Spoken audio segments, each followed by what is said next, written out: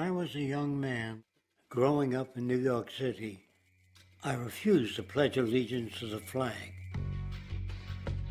Of course, I was sent to the principal's office, and he asked me, "Why don't you want to pledge allegiance?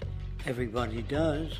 I said, "Everybody once believed the earth was flat, but that doesn't make it so." I explained that America owed everything it has to other cultures and other nations, and that I would rather pledge allegiance to the earth and everyone on it. Needless to say, it wasn't long before I left school entirely, and I set up a lab in my bedroom. There I began to learn about science and nature. I realized then that the universe is governed by laws, and that the human being, along with society itself, was not exempt from these laws. Then came the crash of 1929, which began what we now call the Great Depression. I found it difficult to understand why millions were out of work, homeless, starving, while all the factories were sitting there. The resources were unchanged.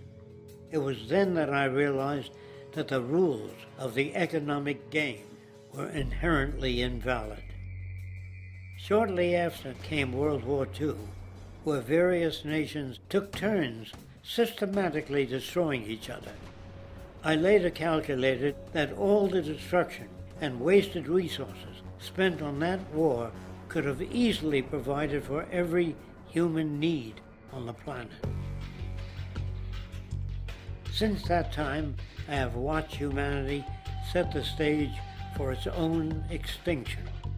I have watched as the precious finite resources are perpetually wasted and destroyed in the name of profit and free markets. I have watched the social values of society be reduced into a base artificiality of materialism and mindless consumption. And I have watched as the monetary powers control the political structure of supposedly free societies. I'm 94 years old now, and I'm afraid my disposition is the same as it was 75 years ago. This shit's got to go.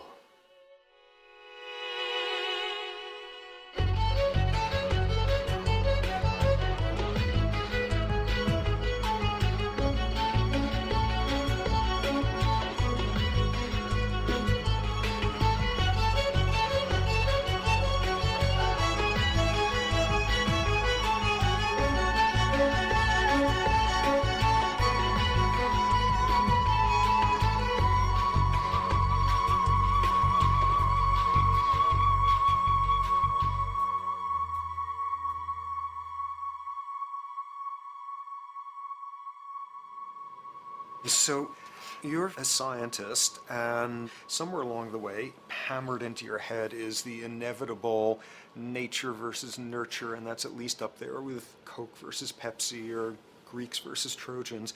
So nature versus nurture, this by now utterly oversimplifying view of where influences on how a cell deals with an energy crisis, up to what makes us who we are on the most individualistic levels of personality.